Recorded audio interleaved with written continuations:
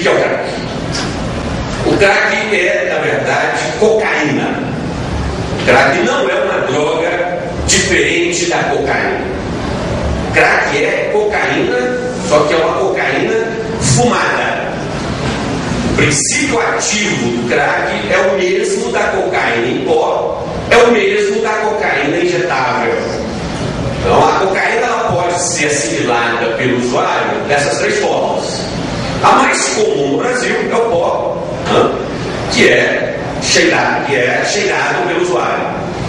É a forma mais comum. Não é muito comum no Brasil injetar cocaína na veia, mas é também passível de ser assimilado pelo organismo dessa maneira. O crack é a terceira maneira, terceiro modo, terceira via de ingestão da cocaína.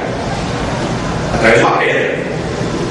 E ela é colocada num cachimbo, um pequeno cachimbo, o fogo é colocado na pedra, ela é acesa diretamente, porque ela tem um potencial de combustão grande pelos produtos químicos envolvidos na sua produção. Então a pedra que entra em combustão, você não precisa colocar em outro tipo de produto, e então o usuário vai inalando a pedra e aí você tem o efeito farmacológico da droga. Então o crack deve ser então percebido dessa maneira.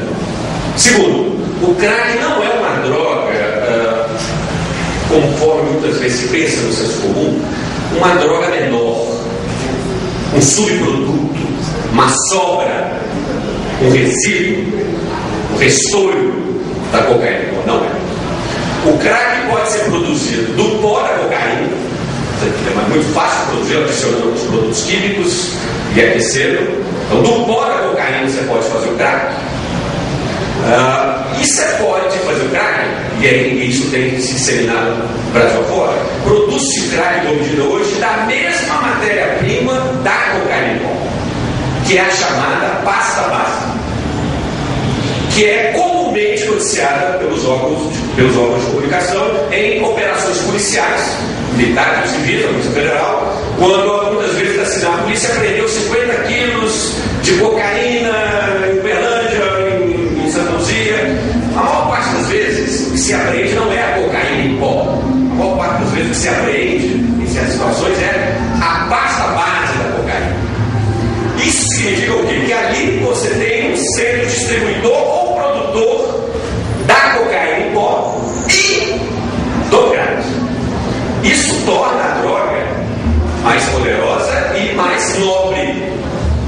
Mais nobre, porque a pasta base ela é resultado de uma série de procedimentos a partir da folha de coca, que você vai gerar então essa matéria-prima, que a pasta base tem um alto grau de concentração do princípio ativo. O problema é que a pasta base ela é cheia de impurezas, muito cheia de impurezas. Por isso que não se fuma diretamente a pasta base, porque a letalidade dela é enorme. Por isso que os comerciantes das drogas ilícitas descobriram que você não precisava fumar a pasta base. Você poderia, através de outros procedimentos químicos, produzir algo menos letal ou não letal. Porque aí nós vamos continuar. O crack, na verdade, não é letal como se supõe. Ele não mata rapidamente o seu usuário, como geralmente se supõe, e conforme foi revelado pela pesquisa do Marcelo Ribeiro em São Paulo há 5 anos atrás. Então, na verdade, o crack é uma pasta base com menos impurezas em relação à pasta base e com um grau também de cocaína do princípio ativo um pouco melhor que a pasta base. Mas o princípio ativo da cocaína no crack tende a ser, em algumas situações, superior à própria cocaína em pó. Aí a gente já começa a entender o poder e a atração dessa droga. Então nós não estamos falando de uma droga qualquer.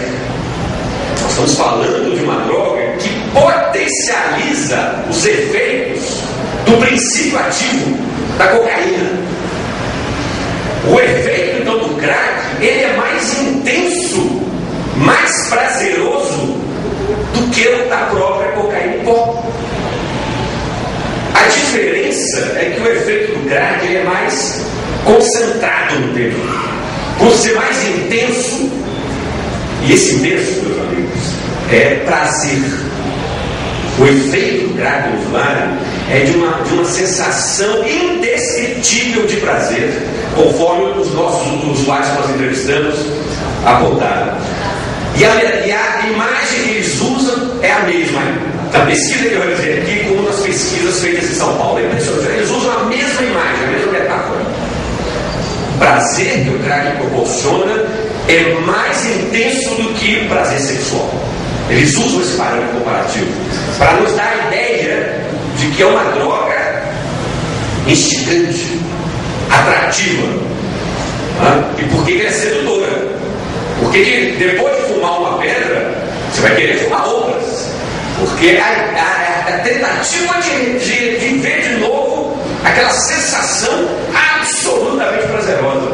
Então não tem a ilusão de achar que o crack é uma droga para deixar a pessoa deprimida, angustiada, viajando, imaginando coisa. Não. No momento que o crack atua no organismo, o cérebro, ele atua direto com a parte dessas drogas, no cérebro, ativando o sistema nervoso central, fomentando a atuação de certos neurotransmissores, como é a cocaína, ele vai então se sentir potente, se sentir feliz, ele vai se sentir energizado. Por isso que muitas vezes o crack pode ser usado para alguém para trabalhar mais.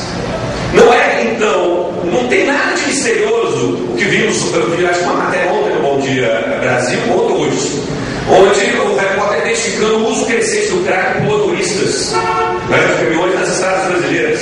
Não tem nada de misterioso. O motorista de caminhão que fuma o crack, ele vai dirigir com atenção, muitas vezes mais redobrada assim. Ele vai estar mais energizado. Tem o mesmo efeito do Remit, que é uma anfetamina. Então o crack energiza. O crack pode ser utilizado como tem sido por trabalhadores rurais, cortadores de cana em São Paulo, no Triângulo Mineiro. Por quê? Porque ele fica mais potente, mais forte, mais intenso. O problema é que o crack é tudo rápido. O efeito começa a acontecer em 15, 20 segundos e ele vai durar 5, 6 minutos.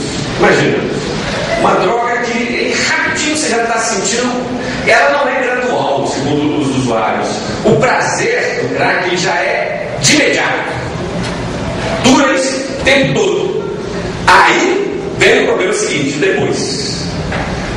Quando o efeito passa, como é o caso da cocaína, você tem um processo, um momento de angústia ou depressivo. Qualquer usuário de cocaína sabe disso.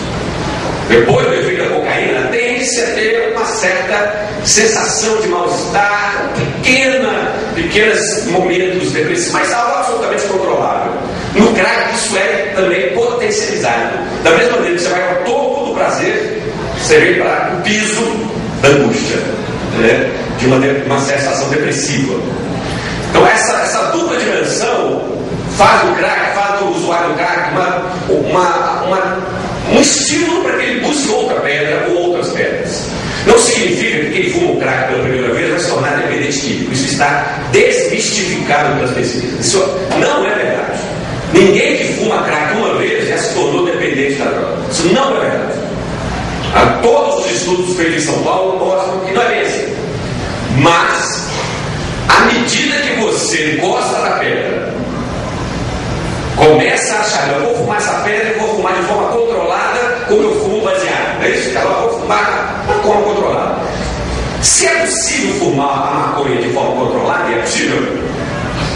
Porque o grau de dependência química gerada pela maconha é muito pequeno, mas no caso do crack não. À medida que você está fumando 3, 4, 5 pedras, ao longo de 2, 3, 4 meses, aí os estudos já comprovam a probabilidade de você se tornar um dependente químico é inigualável. Aí a crack supera a maconha, a cocaína em pó, supera o álcool, supera o êxtase, só não supera as anfetaminas, metanfetaminas, muito usadas na Europa, e a heroína, que são drogas com potencial de dependência química muito superior ao crack.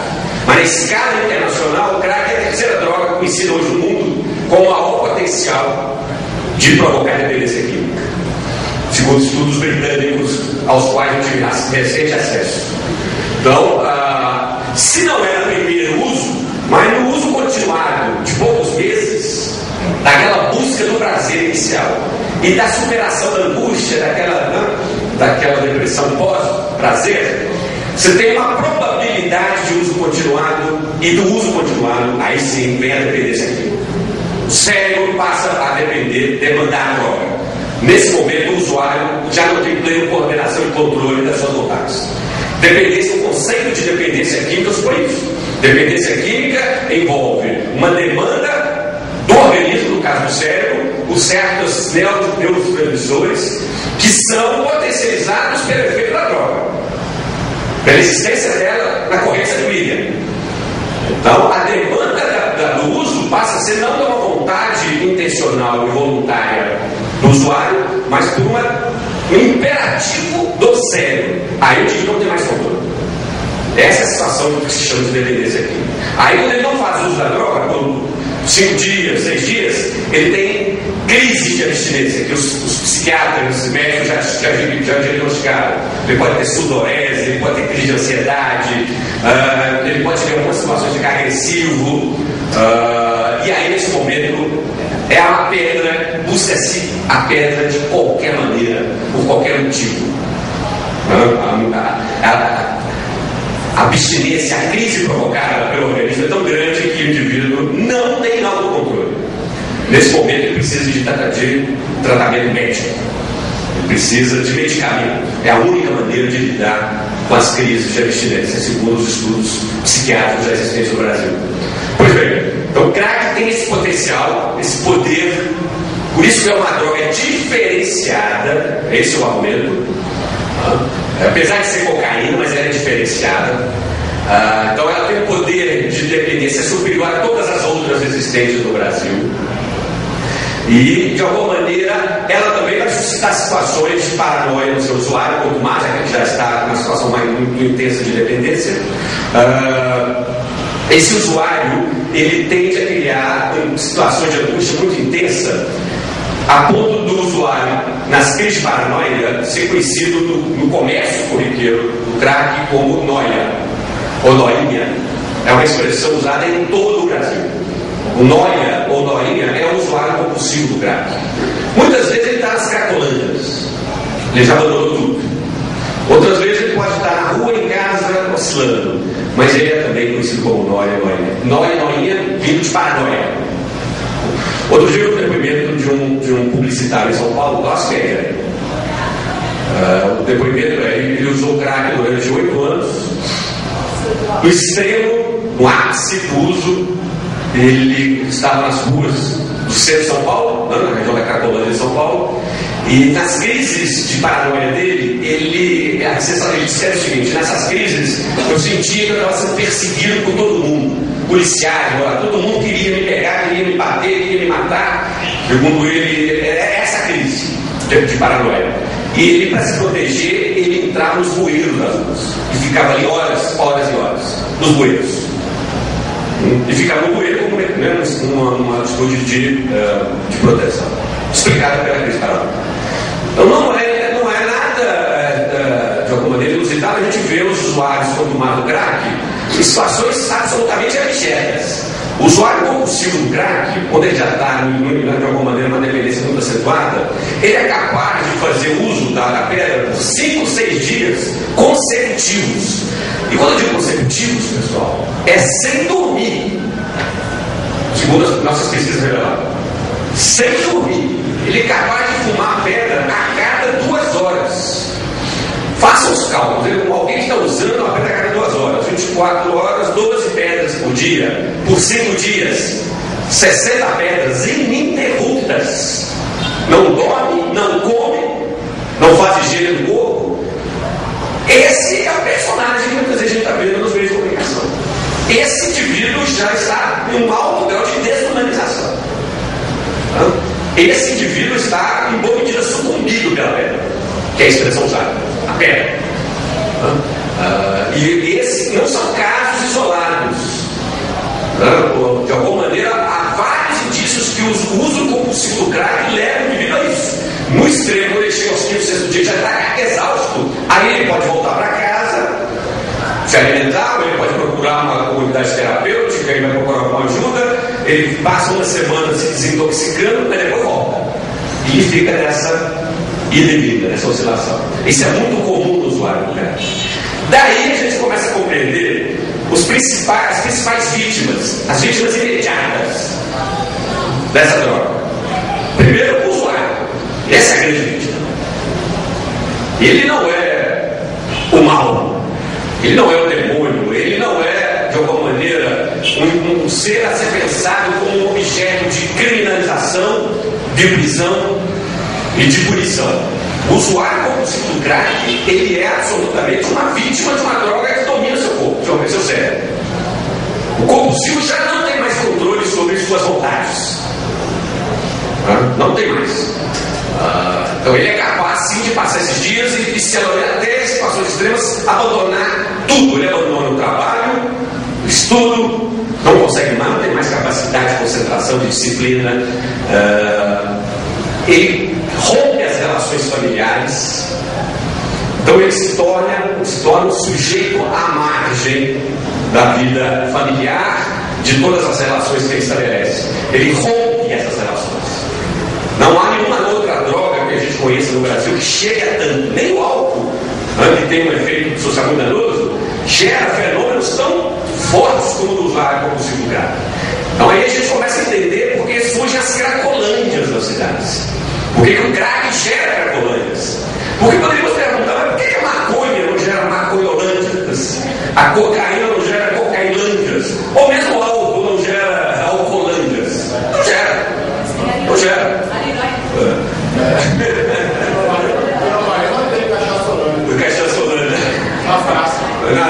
Mas é um espaço turístico. Inclusive eu vou. Depois você me diga que eu quero conhecer. Uma boa cachaça é sempre muito bem-vindo, viu? Uma cachaça é muito bem-vinda.